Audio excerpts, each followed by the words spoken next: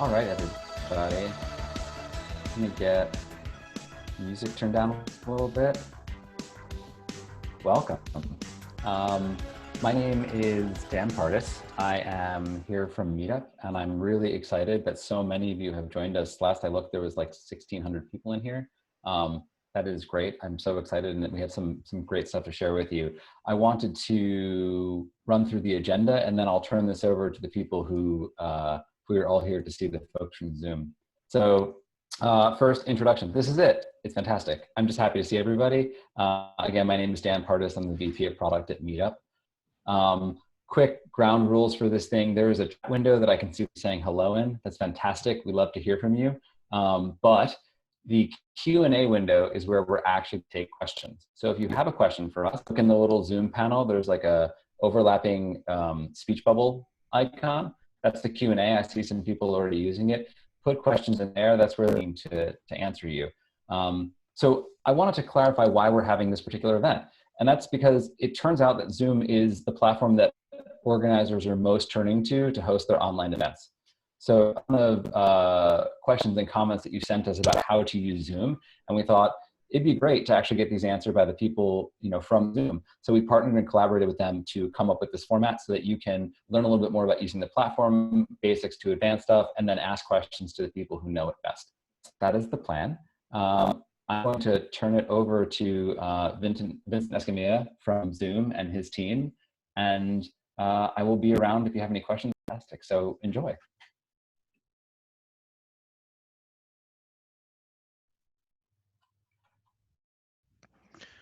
Let me just bring up what we're going to be doing today.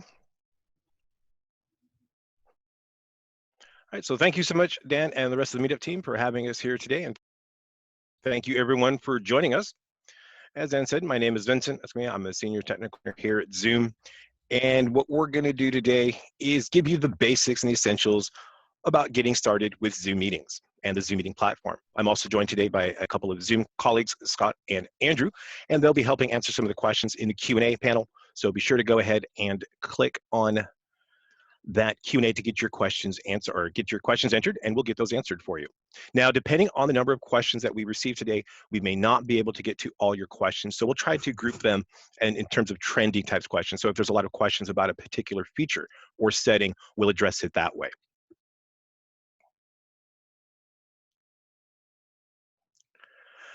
And basically, by the end of the training today, you'll be able to log in to your Zoom account, look at your profile page, your settings, and know where to find things so you can configure your Zoom meetings to work the way that you want them to work. You'll be able to schedule your Zoom meetings and invite your participants to join your Zoom meeting. And we're going to be taking a look at all the host controls that you have. So managing your participants, the chat, recording, sharing your screen, and of course, today we will also be covering breakout rooms. So the first thing we're going to do is we're going to go to our Zoom portal. You can, of course, go to zoom.us and simply click on sign in and go ahead and enter your username, which is your email address, and your password.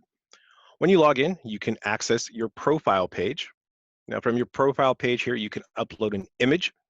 This is, if you will, your avatar. So when you're in a Zoom meeting and you turn your camera off, this is the image that people will see. You can enter your job title, location, and so forth. Here you have your personal meeting ID, or your PMI. Your personal meeting ID is an always ready, always available Zoom meeting. It's your personal meeting room. So you never have to worry about scheduling it. It is always ready to go. If you have a paid license, you can go ahead and customize that personal meeting ID. Otherwise, if you're on the free account, you're assigned a personal meeting ID, but you won't be able to customize it. Other important things to note here on the profile page is you can set your default time zone, as well as your preferred date format and time format. And here is where you can change your password. So it's always a good habit to get into to change your password every so often, probably around every 3 months or so. Next, we're going to take a look at settings. Okay, we have meeting settings and recording settings that we're going to look at today. Now, there are a lot of settings here. We obviously can't talk about all of them, but note that for each setting that you see here, there is a description to give you an idea of what does that particular setting do. For scheduled meeting settings, this determines kind of the default values when you schedule your Zoom meetings. Do you want host video on or off when they join? And the same thing with participants video. Join before a host means that someone can join the meeting before you actually launch it. So the first person to join is the one who launches the meeting. And it's useful if you know you're going to be running late to meetings. Otherwise, I would turn that off. Other important things to think about here is, do you want to require a password for your personal meeting ID? So that's something you could toggle on. And you can have options here, for ultimate security. All meetings using PMI have a password. Otherwise, you can say only the PMI meetings that have join before host enabled.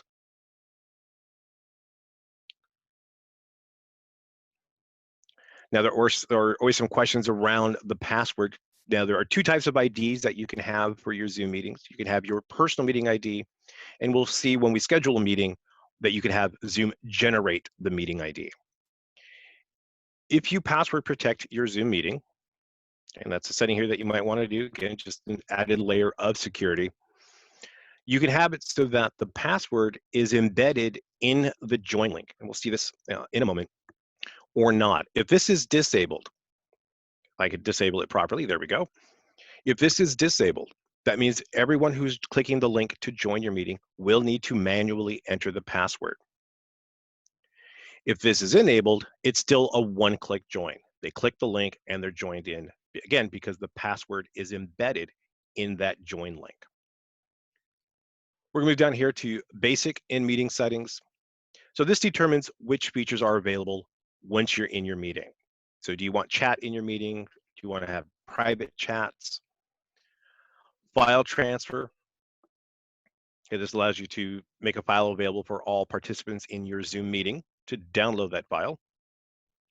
Co-host permissions and so forth. So when you log into your Zoom account, be sure you go to your basic settings in meeting advanced, basic, and so forth, and get everything configured the way that you want it for your particular use case. The other one I want to point out here is under advanced in meeting is if you are going to be using breakout rooms, you want to make sure that it is enabled here under in meeting advanced. And then do you want the ability to pre-assign participants into the breakout rooms at time of scheduling? Some other fun things here, closed captioning, and we always get questions on this, the virtual background. Okay, so if you don't see virtual background options, first log into your Zoom portal and make sure that the virtual background is enabled. For recording,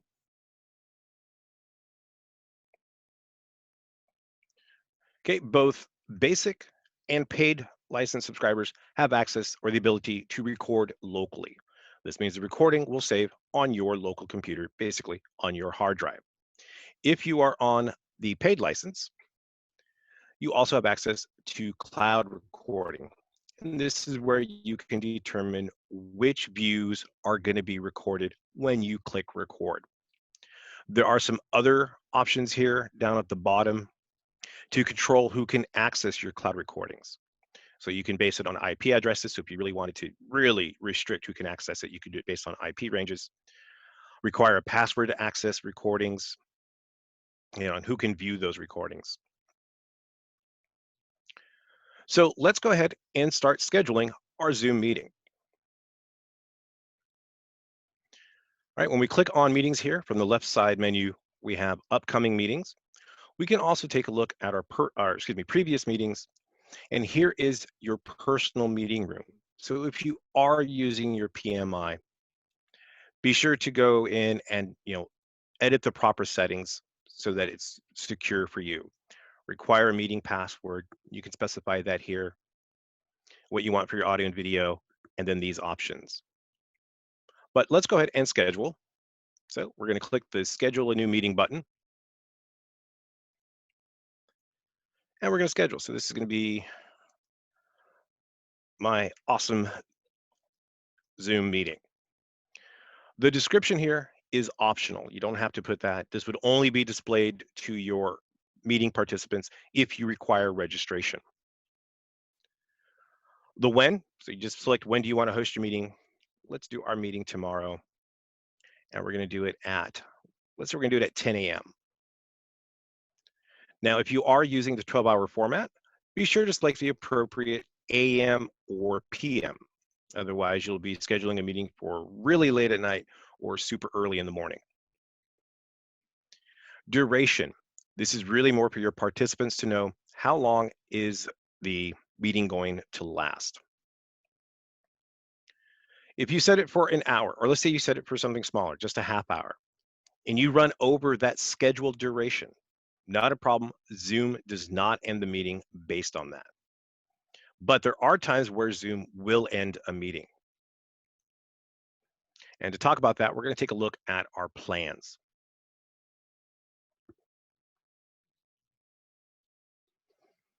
All right, the first plan type here is the basic license. This is the free level of service. Sign up, it's free. With a free license, you can host a meeting up to 100 participants. Okay, so you plus 99 others. If that meeting is a one-on-one meeting, so it's you plus just one other person, then there's no meeting duration limit based on the number of participants. But if it is a group meeting, so 3 or more total people, then that meeting is limited to a 40-minute duration. At that 40-minute mark, the meeting is ended, but you can always launch another meeting and get your guests invited back in. Okay, that's on the basic license. If you are on the paid license or the pro license, also can host a meeting up to 100 participants. If you need more, we have an add-ons to increase the meeting capacity. But with the pro license, regardless of the number of people in the meeting, there is no duration cap set. So for example, with the pro license, if you wanted to host a meeting with 99 other people for 9 hours straight, you absolutely can. Of course, getting 99 people to stay for 9 hours, a little bit more of a challenge. But note, a meeting will have a maximum duration of 24 hours. The paid license also gives you some additional features such as customizing the personal meeting ID, like we saw earlier, cloud recording, the ability to assign scheduling privileges to other paid license holders on your account, and so forth.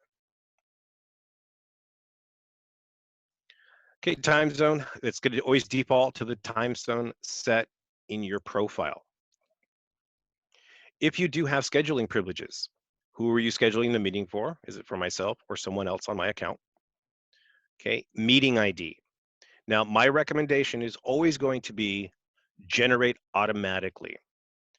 Personal meeting ID, think of that as like your home address or if you give somebody your home address, they know where you live and they can stop by anytime they'd like. So for meetings, one-off meetings, I always recommend just let Zoom generate that meeting ID. Password protect your Zoom meeting. It doesn't have to be numeric. You can put words in here. And of course, not a very secure password, but you can also use text or a combination. For video, host and participant, on or off. Recommendation best practice is set that to off and let people turn their cameras on when they're ready, when they're comfortable. Of course, I always encourage people, my meeting participants, to turn on their cameras, as a lot of communication is indeed visual. So it's best to go ahead and have the cameras on. But again, let people turn the cameras on when they're ready and when they're comfortable. For audio, we recommend that be set to both, and people can join either using their computer audio, or if necessary, and you're on the paid account, they can dial in by telephone. Meeting options. Do you want join before host? Now remember, that means the first person to click the link, if you haven't launched the meeting yet, will actually go ahead and start that meeting. Also important to note, if you have the waiting room enabled, that overrides and join before host no longer functions. So in this case, we are going to just disable that anyway. Definitely best practice to mute participants upon entry. So as people join your meeting, even if they're coming in from the waiting room, their audio is automatically muted. And this helps cut down on disruptions for people that would be joining late. Waiting room. This is something we'll be taking a look at. The waiting room basically allows you to control the flow of your participants into your meeting. When they first join, they'll be in a waiting room where I can see them listed. I can admit people one by one. I can message the waiting room, or I can remove people from the waiting room. If you want to lock down your meeting a little more, you can say only authenticated users can join. This means in order to join your Zoom meeting, they must have a Zoom account. With that unchecked, they just have to have the join link. They don't necessarily have to have a Zoom account to join. Here, you can do the breakout room pre-assign. You would create the rooms. And we're going to take a look at breakout rooms a little bit later. But this allows you to have the ability to pre-assign. So we can say room 1, and you're just going to add their email addresses here. This does mean, though, that they have to have a Zoom account. Do you want to record the meeting automatically? Now, this particular account has local recording disabled. Otherwise, I would choose record automatically, either locally or to the cloud. And then lastly here, I can specify alternative hosts. This is another paid user on my account who, when I list them here, we'll put in an alternate host. Bruce here is going to get a special email with a link that they can click to launch the meeting in case for some reason I'm sick that day. I got the old example, I got hit by a bus, or sorry, here it's get hit by a Prius. So that means Bruce now will be able to launch that meeting and have the full host controls. And so be able to run that meeting just as though I were there. So we're going to schedule our meeting by clicking save. Oh, okay, this is something special for my account. Don't worry about that.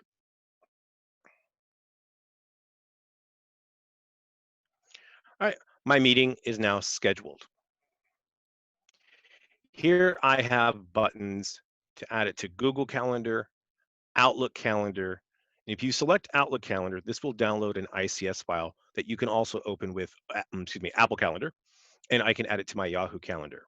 So one of the most common questions is, how do I invite people to my Zoom meeting? Well, depending on which calendar application you use, in this example, we're going to use Google Calendar. I want to use a different account here. Give me just a second.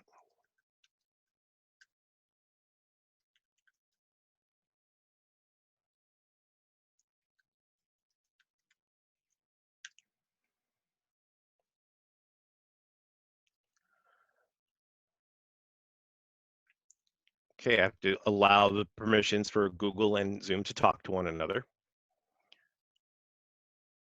That's not the calendar I wanted. Give me a second here. There we go. There's my awesome Zoom meeting. So now I have a calendar appointment. I can go to that calendar appointment, edit, and now enter my participants. So who do I want to join this meeting? So for example, I can say Scott.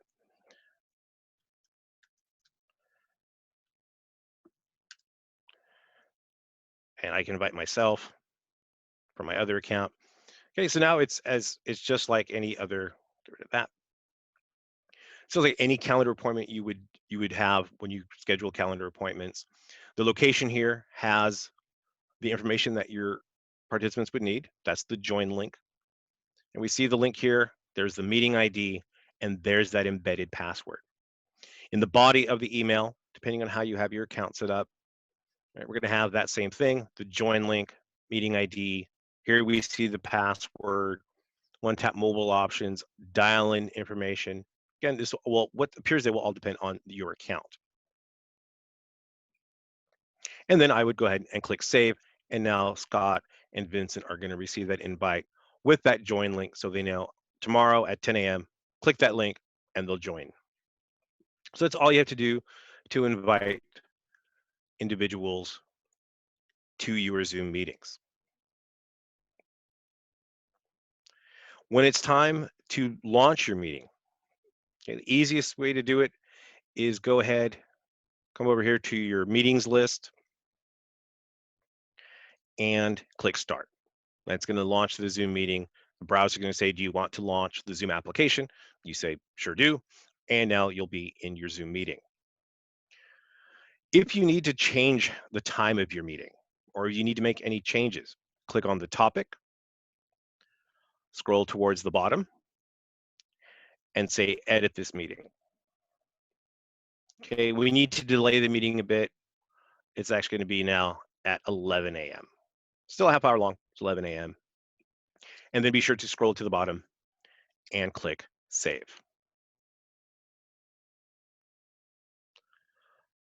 All right, so we've got our meeting list. Again, all I have to do at that time is launch it, click Start, and then what you'll see when you first launch your Zoom meeting is you're going to see kind of the default layout.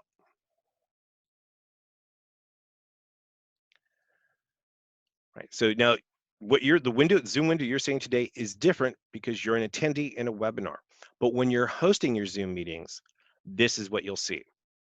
And you have your controls here at the bottom, and we're just kind of walk through them from left to right.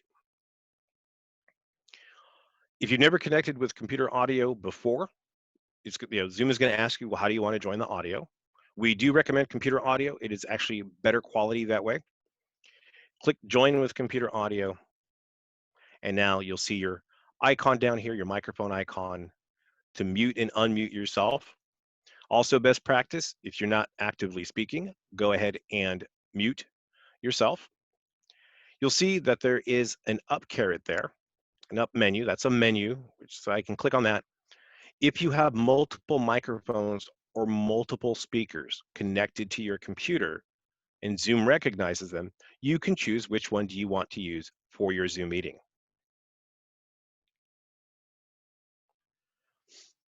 You can also test your speaker and microphone. This is going to run you through a quick setup wizard. Do you hear a ringtone? Yes, I do. Speak and pause. Do you hear yourself back? That's testing your microphone. Yep, good there. And then we'll let you know your speaker microphone looks good. If you say no, it'll cycle through the different devices that Zoom detects until the right one is selected. For video, you have the same options here. You can start and stop your video. Click the menu button. If you have multiple cameras connected to your computer, like you have a couple of webcams, you might have an external webcam as well as the built-in webcam. Well, Zoom recognizes that as two cameras, so I can choose which one do I want as the active camera. And then you can go to your video settings. Okay, so here we have our video settings.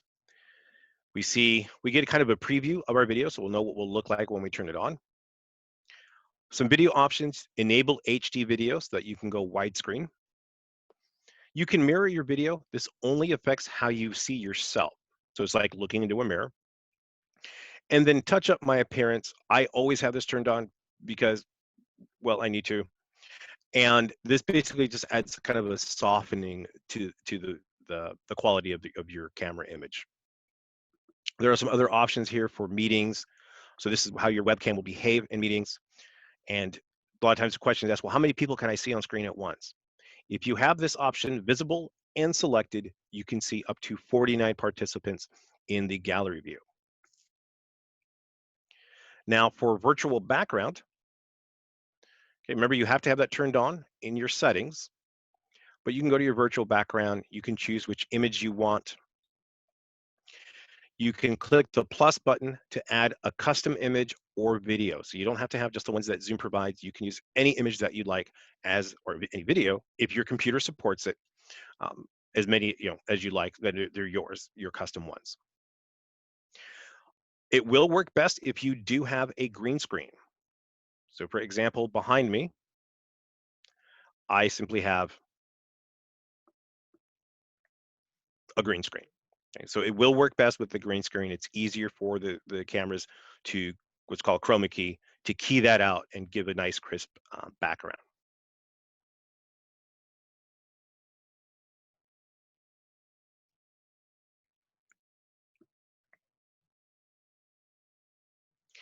Now, as people join your Zoom meetings, okay, there's a couple of views that you can do it, or you can see everyone.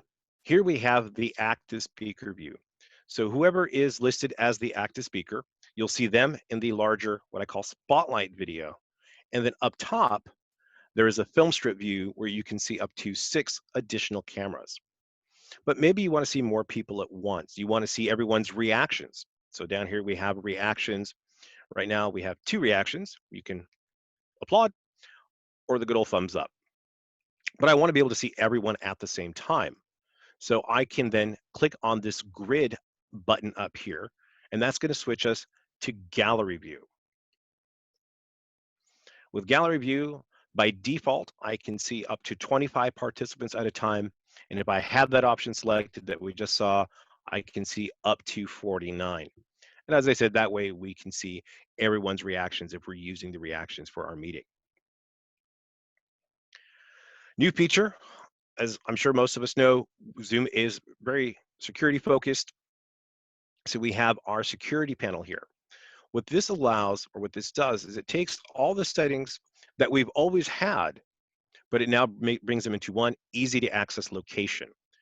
So you do want to be on the latest version of Zoom. So you can go to zoom.us/download to get the latest version. When we click the security panel here, I can toggle the option to lock the meeting. If you're having a scheduled meeting with a set number of participants and everyone's there, lock your meeting. Once you lock the meeting, no one can join. Doesn't matter if they know the meeting ID, they know the password. Once it is locked, none shall pass. I can toggle the waiting room. Okay, so if everyone's kind of here, I don't want, not really too worried about it. I can disable the waiting room if I'd like. However, I always leave it on for all my meetings. What can my participants do? What are they allowed to do? Do I want them to have the ability to share their screen? If not, turn that off. Do I want them to chat? If not, turn it off. And can they rename themselves? Now, normally, renaming themselves can be relatively harmless, but different times these days. So people like to come up with very creative names when renaming themselves. So you may want to just go ahead and uncheck that option.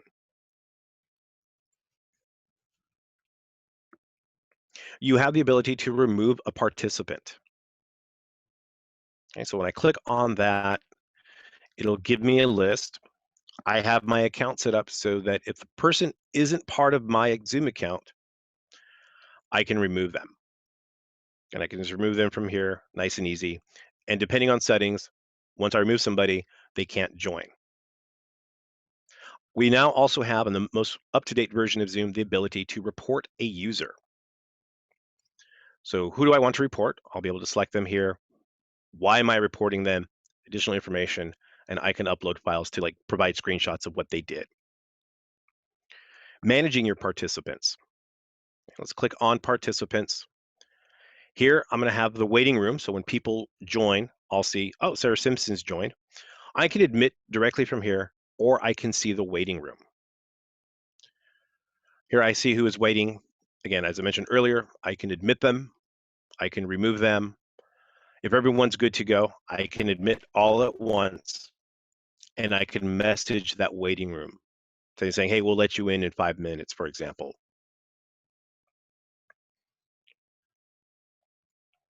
Now, as everyone is in my meeting, again, I have guests designated here, and then I can click on a particular user. I can mute or unmute them. And when I click on more, I can chat with them. So that'd be a private chat. I can stop their video. So if they're doing something that's inappropriate, I can stop their video and they will not be able to turn their cameras back on. If they have their camera off, though, I cannot turn it on for them. I can simply ask them to start their cameras. Some of the other important things to look at here is making somebody a co-host. A co-host is another participant in your meeting. They do not have to be associated with your account. They don't have to have a Zoom account. They're just someone in your meeting. You grant those co-host permissions and they can help you manage. So they can remove people. They can stop cameras, unmute or mute individuals, and so forth. I can put somebody back into the waiting room and I can individually remove someone. When I click on more, Okay, these are some other options. So here from the participant list, I can also access that lock meeting function, enable or disable the waiting room. And do I want participants to be able to unmute themselves or rename themselves? So those are options I can always get from the participant list as well. You have chat available in your Zoom meeting. So here you can get a preview message, Sarah saying hello to everyone. When I click on the chat panel, I'll have my controls here. So I can control who my participants can chat with. I can make it so maybe they only chat with me. The other participants won't see the chat. And I can also file transfer in the meeting. I can pick a file from my computer or use one of the sharing services here. And you can transfer a file up to 512 megabytes in size. If you have private chat enabled, I select who I'm chatting with from the To menu here. When you are chatting, if you're doing a combination of chatting with everybody and private chat, take an extra second or two to make sure that you are sending the message to the appropriate person. This can help avoid potentially embarrassing situations. All right, share screen. So this is one of the great things about Zoom is the ability to very quickly and easily share your screen or share applications. Now you see a menu button here, or the up caret. That's going to give you some additional options to control who can share, who can't share, and so forth. Now, I did see some questions coming in earlier about how did you get the music playing? How's it, does it sound really good? Are you using a special microphone? Anytime you want to share the sound from your computer or you're sharing a video, like on YouTube, for example, and you want that audio to be played to all your participants and not have to rely, a bit like going through speakers and microphones, select the option here to share computer sound. So for example, I'm just going to click share computer sound. Right now, I can change it on the fly. I'm going to have some music playing. And note, it is a separate audio stream, so I can speak over the music that's playing. The volume of the music is dependent on the player or the program playing the music. Also, an important thing to note is if you are sharing your computer sound and you have Outlook open, every ding that you get will also be broadcasted to your attendees. So with Zoom, you can share your desktop. It means you're sharing your full screen on that monitor, depending on how many monitors you have. You can share a whiteboard, an iPhone or iPad, either through AirPlay or the USB cable, and you can share any specific application. Best practice, best recommendation is to share the specific application. If you share your desktop and you start getting notifications about chat messages and so forth, that can be bad. So it's best to share just the specific application.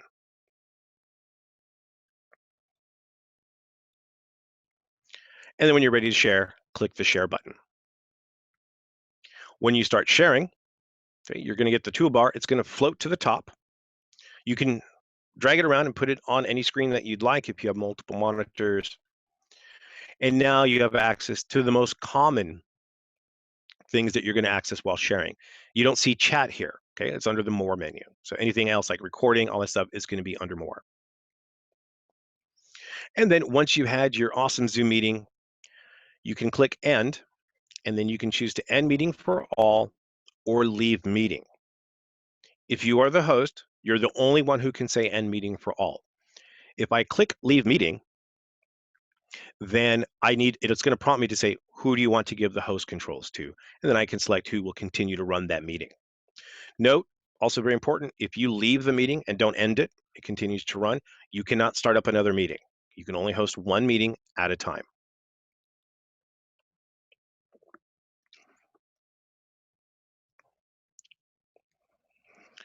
Okay, the last thing we're going to take a look at before we end the meeting, of course, is, I don't have breakout rooms in here. Slight mix-up there. Give me just one moment. I do apologize.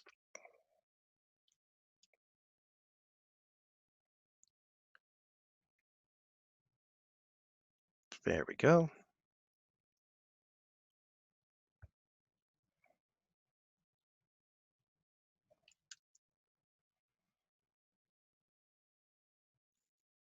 It's always the beauty of doing live trainings.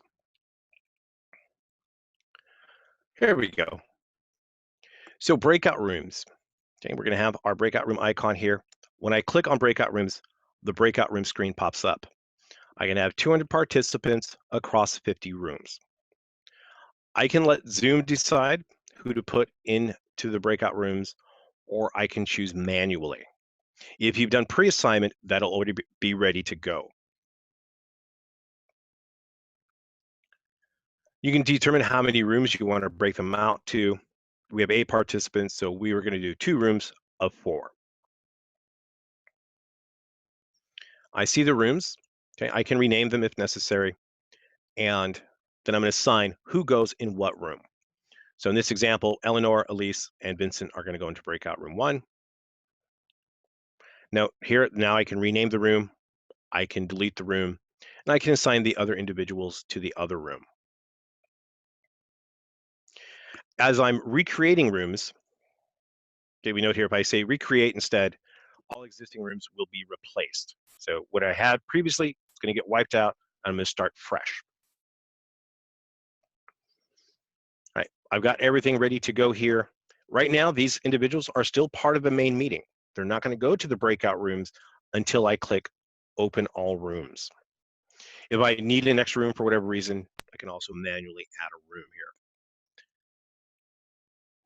For individuals, I can either move them to a different room or I can do an exchange.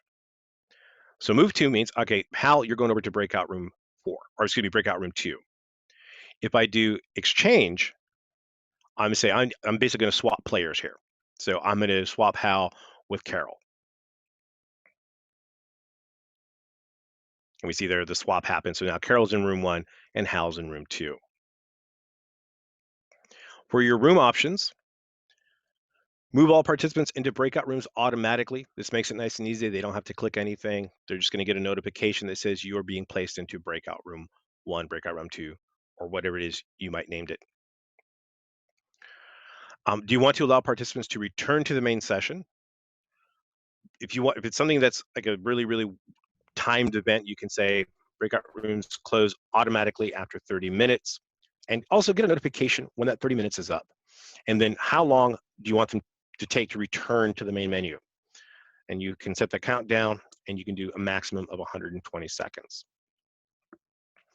Once everyone is in the rooms, okay, we'll see those listed here, and I can broadcast a message to everyone in the breakout rooms so that everyone in the breakout room individually will see that broadcast message.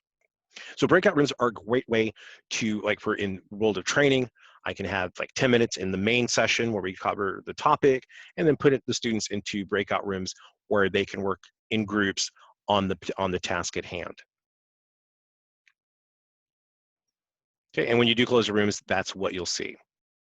You'll get the notification that they'll be leaving their breakout rooms, and you have that countdown timer for the 2 minutes that you've given.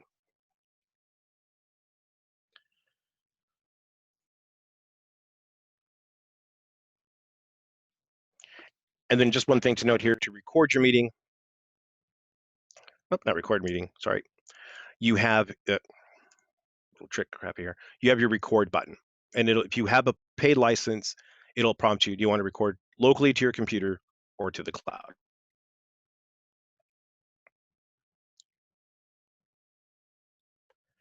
And that is Zoom meetings in a nutshell.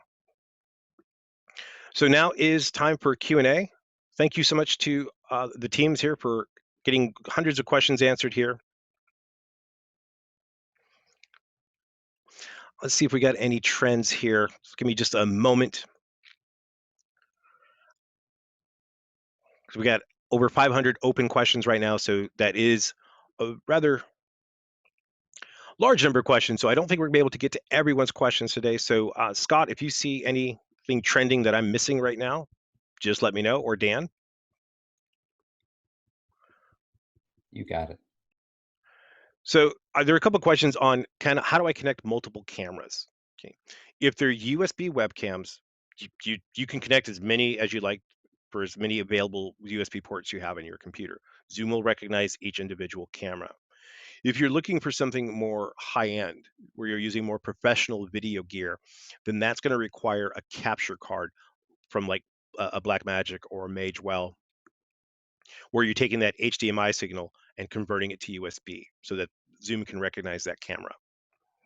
If you need multiple of those, you would then also need a video switcher that allows you, like, again, this is more professional level video type equipment, but you just need more hardware for that. But the way Zoom works, think of Zoom as being rather hardware agnostic. We really don't care what hardware you use as long as the computer can recognize it, so can Zoom. And I did see a couple of questions earlier too about how do I get my Zoom meeting to look like today's session? And the thing is, you can't exactly. So today's session is in a webinar. So that is a different platform than the Zoom meetings platform. So we're going to do here is we're going to go over to our support site. Easiest way to get to our support site is once you're logged into your Zoom account, in the upper right hand corner, click on support. And I'm going to go to meeting and webinar comparison. So what's the difference between a meeting and a webinar?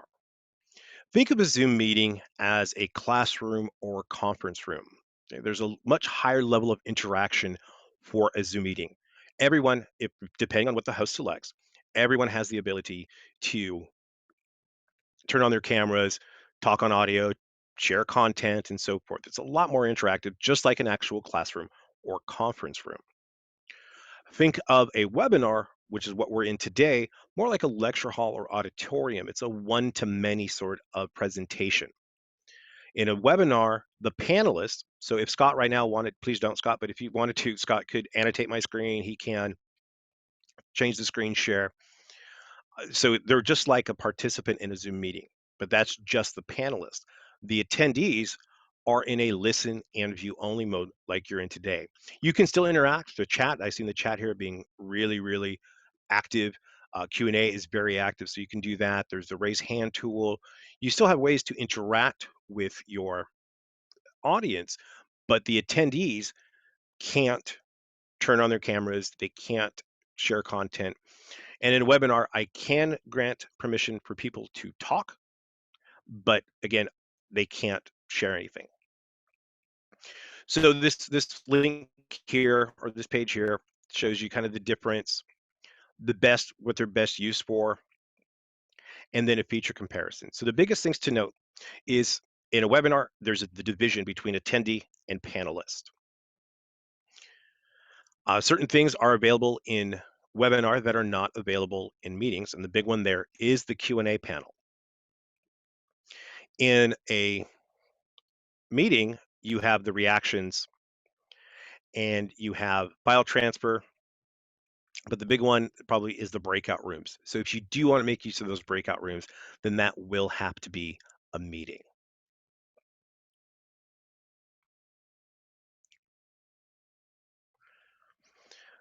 Let's see here.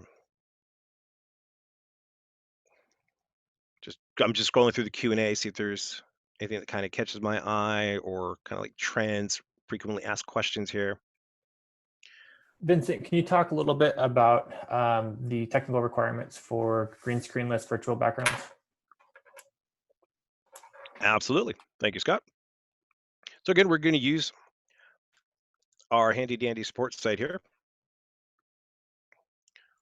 And we're going to go to virtual background. We have a video that you can watch that kind of explains more like some of the setup best practices for lighting and so forth. But the prerequisites, so this is the system requirements, and it's going to depend on whether you have that physical green screen or not. If you do not have the physical green screen and you're on Windows, okay, the main limiter is basically the processor. So you need at least an i7 quad core or higher. This is again for Windows. And there's a couple of options depending on GPU drivers and so forth. If you have a green screen, then it's a lot less work for the computer. So dual core, 2 gigahertz or higher would be more than sufficient. And then if you're doing video, if you want your video background, so let me pick up a video background real quickly here so you get an example of that. If I can find a good one. Okay. So you can also use video backgrounds. That's going to, again, it's going to require a little more processing power. So videos without a physical green screen, you're looking at i5, i7, i9, but 6 core, or depending on the processor. So really, I mean, if you want to know like specifically, will my computer do it? It's best to just go to our support site, type in virtual background, and look into that. But you're basically looking at quad core or higher, 2.5 gigahertz or higher processors in order to use the virtual background feature. As far as green screens, if you actually want the green screen behind you, like I have, okay, best place to get these for me was Amazon. They were anywhere from $10 to $20. I got some scaffolding, basically, I forget what the proper term is, so that I can have it it's like a curtain for me. And anytime I'm going to be on camera, I make sure that I close that up and select my backgrounds. There was another question I saw earlier too, was regarding audio and kind of video and stuff. So what I'll say is for best practices, one of the most common questions we hear is, do I need a headset? And do you need a headset? No. Is it best to have a headset? Absolutely. Now, even if it's just your earbuds or your AirPods, that's going to be an overall better experience than some built-in microphone that might be built into the laptop or the webcams. If you have a professional level microphone, so if you have, for example, I have lying around here a Shure SM57. I've got a USB mixer. The Zoom recognizes that USB mixer, so I could use this microphone if I wanted. For webcams, if your only option is the built-in webcam on your laptop, then so be it. But with the built-in laptop cameras, be conscientious of where the camera is placed. You really want the camera to be at eye level so that you're kind of always engaged and making eye contact. If you have the laptop on the desk and you've got the lid passed back, everyone's just getting an upshot of your nose. You probably don't want that. So just be mindful of your camera placement. And ideally, an external webcam is going to work better. Um, I'm currently using a Logitech C920. There's a Logitech Brio. There's some by Aber and so forth. There are these really good desktop webcams, and so you're going to have just a much better image quality for using that in your meetings.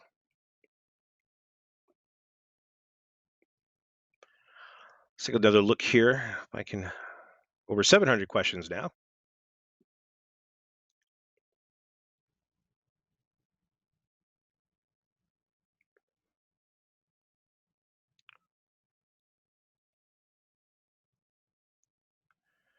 And the other thing too, the reason a headset is better is these are designed to really just pick up the sound in the immediate area, generally right by your mouth. It helps cut down on background noise. So regular microphones, like I have a condenser microphone. Some of you may be familiar with this one. Okay, this is a condenser microphone. I love this microphone, but it picks up everything. So if there's gardeners next door, there's just a lot of noise in the background, that microphone is going to pick it up. So this helps cut down, doesn't completely cut out, it just helps cut down on it. But also, if you tend to move a lot when you're talking, you'll notice probably today that my head keeps tilting or moving to my left because I have a second monitor, and that's where I'm looking at the Q&A. So as I look, right, my sound is going to be consistent. It's because the microphone moves with me. So I can sit there and move all I want, and the sound is consistent. So that's another advantage of the headset. I know from probably a visual standpoint, the headsets don't look great because you have this thing on your head. Earbuds might be a little better, and I've been in plenty of meetings and sessions with people that are using their earbuds, and it works fine. Somebody said, I think I saw earlier, Do I have to invite from a calendar? Okay. No, not at all. You don't have to invite from the calendar. That just makes it easier. You can go ahead and copy that invitation. Okay, we see copy the invitation here. So I'd say copy, it'll copy it, and then I can just paste it into an email, and that's it. Send that email off, and they can add it to their calendar if they want. Somebody asked what headset am I using? When it comes to, or which brand, when it comes to brands, we recommend using any brand that's known for for audio or headsets. So this is a Logitech H570E. I'm a very big fan of the Sennheiser headsets. But if you go with Plantronics, Logitech, Sennheiser, you're getting a quality headset.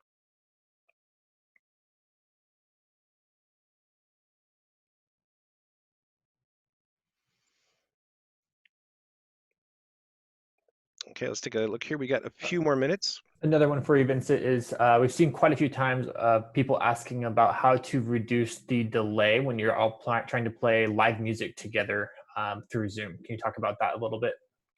Sure. So that one is a little harder because no matter what, you have no idea what network connection type the other music, I'm assuming musicians here, the other musician's going to have. So there's always going to be sort of an inherent latency.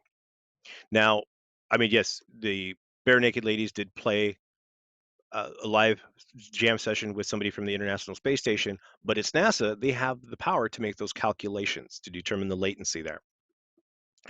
For if you're just playing your instrument, though, let's say, just you solo right now, the one recommendation I will give is get over here. So if you have a microphone hooked up into your USB mixer, the mixer plugs into your computer. You want the mixer to really and the microphone itself to do the work on the sound processing. You don't want Zoom to do its built-in echo cancellation, noise suppression, and so forth. So I believe,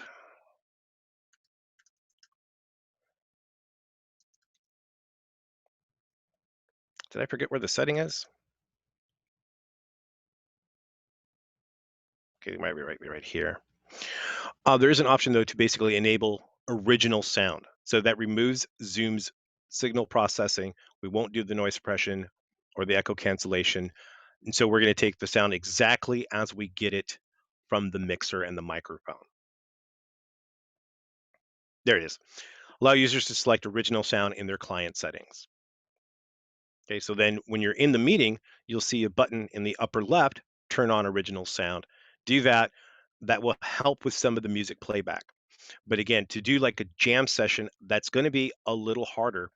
If everyone has a fairly consistent network connection, and I would say probably, let the drummer go first, let the bass player figure out his sync, and then you can I just throw them in as general. But again, as soon as there's any form of network latency, someone's going to fall out of sync. Was there anything you want me to add on that, Scott? Nope, that was it. Yeah, and again, just to reiterate, there will always be some type of delay just because all of the traffic is going out over the internet and does have to connect into those other attendees.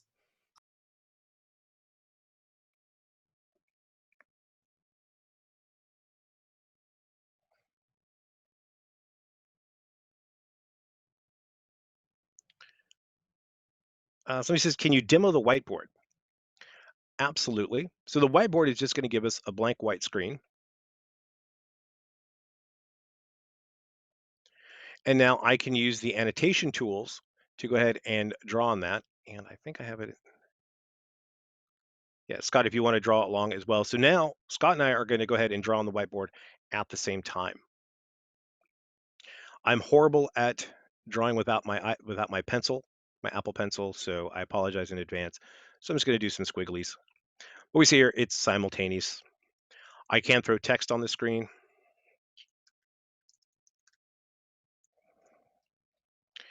And thank you, Scott. We have little stamps that you can use. So Scott's using the stars, hearts. I'm a big fan of the check marks, as well as the X's. So now you can play tic-tac-toe. And then there are various shapes. So I can do like a circle, or in that case, an ellipse. But let's say I want to make it an actual circle. I just hold down the Shift key while I click and drag, and now it's a perfect circle, the shape, not the band. And then I have the ability to go ahead and clear all drawings. So it'll wipe everything out, just mine or just Scott's. In this case, we'll go ahead and click clear all. And so that is the whiteboard.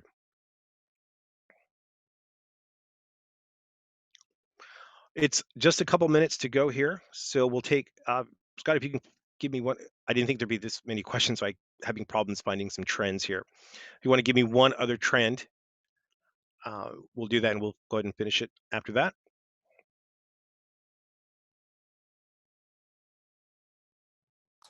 Profile pictures. I know you talked about it already. Can you recover how to get your profile picture to show up when you're in a meeting? Sure. So when you log into your Zoom account, you want to go to your profile. So for everyone, I would recommend you go through your profile first and then go through your settings. Go through them, maybe not one by one, but make sure you go to both those sections and get everything configured the way you want it. So here is where I upload my image. I already have one here. If I don't like it anymore, I can say change. If I don't want an image at all, I can simply say delete. So when you click change, note it can be a JPEG, GIF, or a PNG, and it has to be smaller than 2 megs. I then select which portion do I want it to show.